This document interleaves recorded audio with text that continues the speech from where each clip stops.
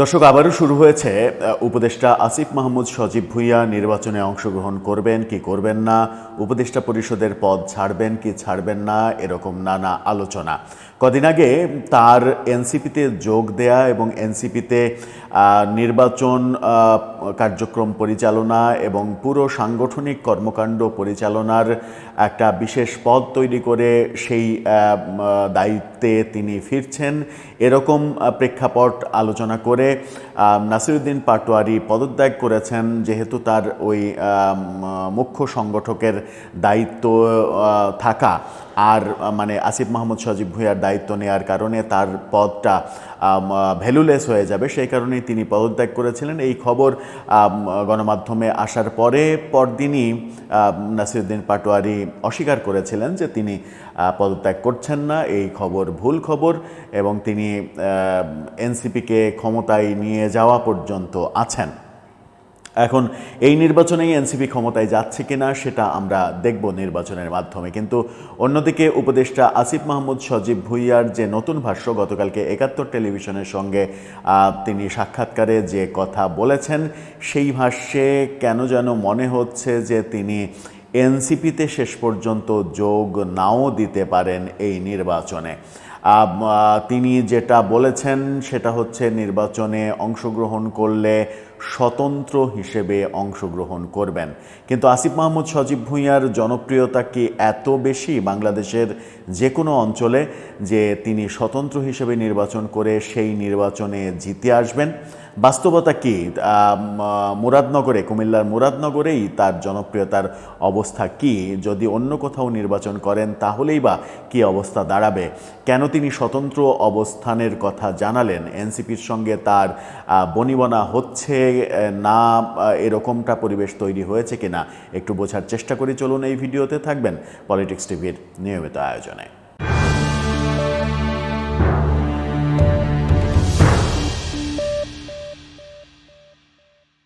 দর্শক, বলছিলাম উপদেষ্টা আসিফ মাহমুদ সজীব ভুঁইয়ার কথা। গতকালকে ৭১ টেলিভিশনের সঙ্গে সাক্ষাৎকারে যেটা বলেছেন তাতে কেন যেন মনে হচ্ছে যে এনসিপির সঙ্গে তার বনিবনা হচ্ছে না। সম্প্রতি নাসিরউদ্দিন পাটোয়ারি পদত্যাগ করেছেন, আসিফ মাহমুদ সজীব ভুঁইয়া এনসিপির টোটাল সাংগঠনিক ব্যাপার এবং নির্বাচনী পরিচালনা দায়িত্বে থাকবেন, এরকম খবরের প্রেক্ষাপটে আমরা নাসিরউদ্দিন পাটোয়ারির পদত্যাগের খবর পেয়েছিলাম। পরবর্তীতে সেটা অস্বীকার করা হয় এবং অস্বীকার করার কারণটা আজকে আবার পরিষ্কার হয়েছে।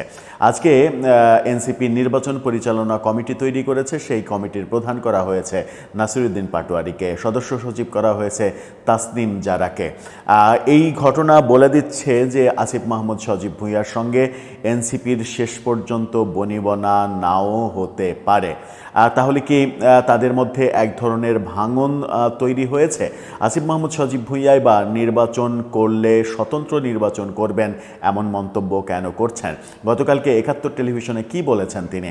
৭১ টেলিভিশনের এই শিরোনামটা দেখলেই আপনারা বুঝতে পারবেন। সেখানে তিনি বলছেন, নির্বাচনের বিষয়ে এখনও চূড়ান্ত সিদ্ধান্ত হয়নি, তবে নির্বাচনে অংশগ্রহণ করলে ঢাকা ১২, তেজগাঁও এবং তেজগাঁ শিল্পাঞ্চল অঞ্চল ও শেরেবাংলা নগর আসন থেকে স্বতন্ত্র নির্বাচন করব। অর্থাৎ ঢাকা ১২, তেজগাঁ অঞ্চল যেটা, সেই আসন থেকে তিনি নির্বাচন করবেন। নির্বাচন করলে সেই কথা স্পষ্টভাবে জানিয়েছেন। এই প্রথমবারের মতো তিনি কোন আসন থেকে নির্বাচন করবেন সেটা জানালেন। কুমিল্লার মুরাদনগর থেকে তিনি যে নির্বাচন করতে পারবেন না কিংবা করবেন না সেটা অনেক আগেই পরিষ্কার হয়ে গিয়েছিল, কারণ কুমিল্লায় মুরাদনগরে তার জনপ্রিয়তা একেবারে শূন্যের কোঠায় প্রায় নেমে গিয়েছে। তার বিরুদ্ধে প্রচুর অভিযোগ, তার বাবার বিরুদ্ধে অভিযোগ। এরকম পরিস্থিতিতে মুরাদনগরে নির্বাচন করার মতো পরিবেশ আদতে তার নেই। সুতরাং ঢাকায় নির্বাচন করার সিদ্ধান্ত নিয়েছেন। এই প্রথম তিনি জানালেন ঢাকা ১২, তেজগাঁ শিল্পাঞ্চল এই এলাকা থেকে তিনি নির্বাচন করবেন, কিন্তু সেটা স্বতন্ত্র নির্বাচন করবেন। কেন সেটা এনসিপির হয়ে নয়, সেটাই একটা বড় প্রসঙ্গ। তাহলে এনসিপিও সেখানে প্রার্থী দেবে, বিএনপিও সেখানে প্রার্থী দেবে, জামাতও সেখানে প্রার্থী দেবে, আর স্বতন্ত্র নির্বাচন করে আসিফ মাহমুদ সজীব ভুঁইয়া জিতে আসবে। ব্যাপারটা কি সেরকম হবে, সেরকম সহজ হবে?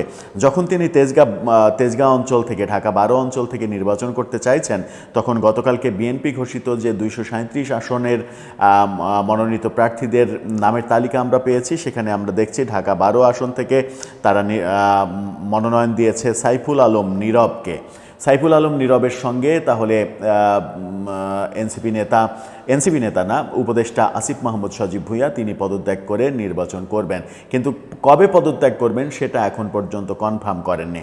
আবার যদি তিনি কুমিল্লার মুরাদনগর থেকে নির্বাচন করেন, যে কারণে কুমিল্লার মুরাদনগর থেকে তার নির্বাচন করাটা অনেক কঠিন, সেই কারণটা হচ্ছে কুমিল্লা 3, তার যে মুরাদনগর আসন সেটা কুমিল্লা 3, সেখানে বিএনপি মনোনয়ন দিয়েছে বিএনপির ঝানু নেতা, জাদ্রেল নেতা শাহ মোফাজ্জল হোসেন কায়কোবাদ কিন্তু ওই অঞ্চলে ব্যাপক জনপ্রিয় এবং আধিপত্য বিস্তার করা একজন নেতা।